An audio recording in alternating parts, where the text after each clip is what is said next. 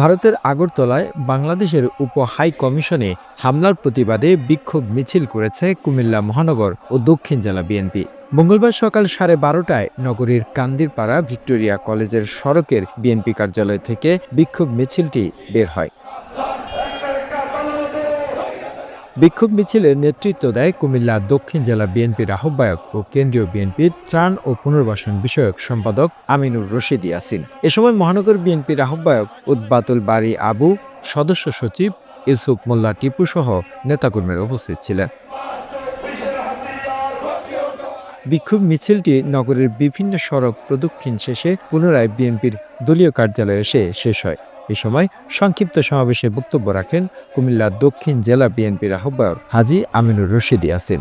যারা আজকে যাদের দেশে আমাদের পতাকাকে অসম্মান করছে, অসম্মান করার চেষ্টা করছে, অপমান করে চলেছে, আমি একটা জিনিস বুঝি না, শেখ হাসিনা স্বৈর শাসক ছিল বাংলাদেশের মানুষ তাকে পিটাইয়া খেদাইছে। এখন তাদের এত জ্বলে কেন?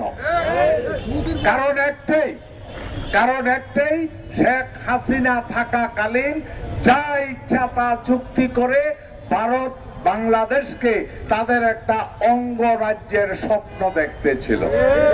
শেখ হাসিনা চলে যাওয়ার পর তারা এই স্বপ্ন ভেঙে গেছে। তারা এখন চেষ্টা করছে বিভিন্ন ভাবে আমাদেরকে উস্কানি দিয়ে, ভুল বুঝাবুঝি করে, দেশের ভিতরে বিশৃঙ্খলা সৃষ্টি করে আমাদেরকে দুর্বল করার জন্য।